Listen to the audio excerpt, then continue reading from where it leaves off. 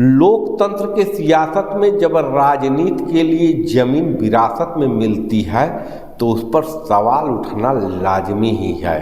आज मैं सवाल उठाऊंगा बसपा प्रमुख मायावती के राजनीति पर, जिनको राजनीति विरासत में मिली है कांथीराम जी के द्वारा।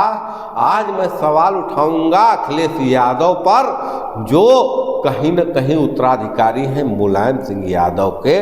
मैं सवाल उठाऊंगा कांग्रेस के चौथी पीढ़ी का नेतृत्व कर रहे राहुल गांधी पर, और मैं सवाल उठाने जा रहा हूं इस शो में अटल बिहारी वाजपेयी और लाल कृष्ण आडवाणी द्वारा स्थापित भारतीय जनता पार्टी के सर्वमान्य नेता नरेंद्र मोदी के राजनीति पर।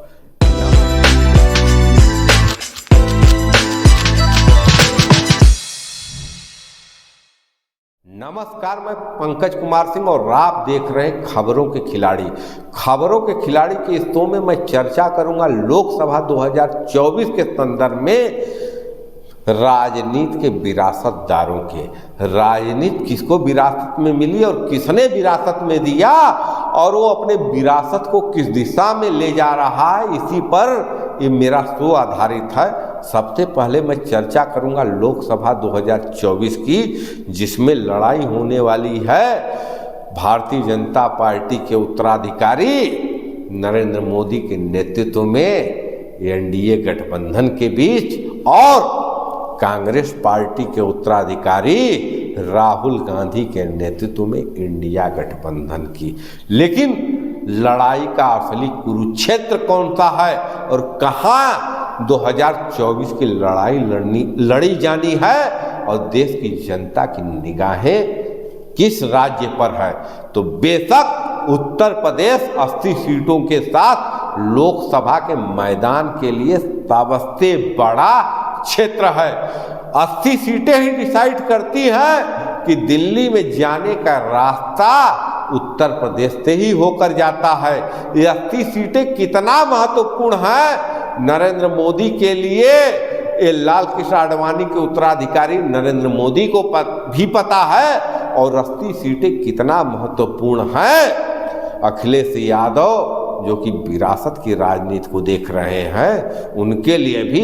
और ये 80 सीटें सबसे ज्यादा महत्वपूर्ण है आज के राजनीति में हाशिए पर जा चुकी बहन कुमारी मायावती के लिए।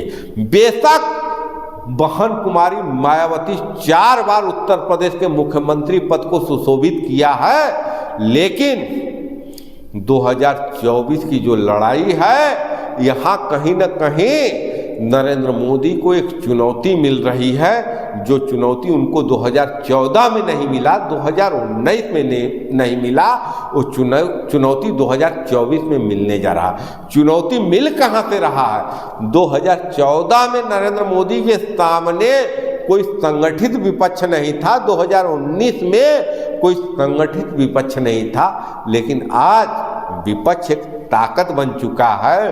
वो विपक्ष ताकत बन चुका है बिहार में, वो विपक्ष ताकत बन चुका है पश्चिम बंगाल में, विपक्ष ताकत बन चुका है महाराष्ट्र में, और कांग्रेस खुद में एक ताकत बन चुकी है दक्षिण के राज्य कर्नाटक और तेलंगाना में। आंध्रा में भी कांग्रेस घुटने जा रही है। तमिलनाडु में इंडिया गठबंधन का घटक स्टालिन खुद एक ताकत है। केरला में इंडिया गठबंधन 100% है। तो लड़ाई होनी कहाँ है? लड़ाई होनी है मध्य प्रदेश में, लड़ाई होनी है राजस्थान में, लड़ाई होनी है गुजरात में, लड़ाई होनी है छत्तीसगढ़ में, लड़ाई होनी है उत्तर प्रदेश में। बेशक भारतीय जनता पार्टी के लिए गुजरात एक मलाई का टुकड़ा है जिसको चट कर जाएगी भारतीय जनता पार्टी। राजस्थान एक मलाई का टुकड़ा है, लेकिन कहीं न कहीं उस मलाई के टुकड़े में एक कंकड़ घुस गया है वसुंधरा राजे के रूप में। मलाई का एक टुकड़ा भारतीय जनता पार्टी के लिए मध्य प्रदेश भी है, लेकिन वहाँ भी मामा शिवराज एक बड़ा कांटा बनकर उस मलाई में बैठ गए हैं। इन सब के बीच में भारतीय जनता पार्टी का शीर्ष नेतृत्व जो कहीं न कहीं आज के डेट में लाल कृष्ण आडवाणी और अटल बिहारी वाजपेयी के उत्तराधिकार को संभाल रहा है, और जबकि 22 जनवरी 2024 को अयोध्या में श्री राम लला के भव्य मूर्ति का प्राण प्रतिष्ठा होना है, और इस प्राण प्रतिष्ठा के कार्यक्रम में राम रथ को लेकर पूरे देश में भारतीय जनता पार्टी का डंका बजाने वाले लाल कृष्ण आडवाणी जी को आने से मना कर दिया गया है चंपत राय के द्वारा। चंपत राय जो शब्द बोले हैं कहीं न कहीं आवाज उनकी रही है, लेकिन ये सारे शब्द भारत के प्रधानमंत्री नरेंद्र मोदी जी के हैं। तो सवाल उत्तराधिकार के राजनीति पर नरेंद्र मोदी पर भी उठ रहा है कि क्या वास्तविक मायने में नरेंद्र मोदी उत्तराधिकार के राजनीति को संभाल पाए। खैर ये सब टिपिकल बातें हैं, बात होगी उत्तर प्रदेश के राजनीति की और 2024 के संदर्भ में क्या बहन कुमारी मायावती ईडी और सीबीआई के डर से 2022 के चुनाव में अपने घर में बैठी रह गई विधानसभा चुनाव में, क्या 2024 में भी ऐसा कुछ होने वाला है? क्या खुला मैदान देने जा रही है नरेंद्र मोदी को मायावती, या अखिलेश यादव के साथ अपने तमाम मतभेदों को भुलाकर मायावती इंडिया गठबंधन में आकर कांतीराम के विरासत को बचाने का काम करेगी? मैं सवाल इसलिए उठा रहा हूं, आज कहीं न कहीं राजनैतिक गलियारों में चर्चा हो रही है कि अगर मायावती 2024 में इंडिया गठबंधन में नहीं आएंगी, अगर वो स्वतंत्र एक पार्टी के रूप में लड़ेंगी, तो माना जाएगा कि मायावती एक बी टीम है भारतीय जनता पार्टी की, नरेंद्र मोदी की, अमित शाह की, और एक बी टीम के रूप में वो भारतीय जनता पार्टी को 2024 में केंद्र की सत्ता में बैठाने का काम कर रही हैं। ऐसी स्थिति में खतरा स्पष्ट दिख रहा है बहुजन समाज पार्टी के भविष्य के राजनीति के संदर्भ में। अब जबकि सी वोटर एबीपी चैनल ने अपना ओपिनियन पोल दे दिया है, जिसमें साफ बोल दिया है कि उत्तर प्रदेश में ऑर्डर के रूप में 0 से 2 सीट के बीच में बहुजन समाज पार्टी आएगी और उसका वोट परसेंट 5 रहने वाला है।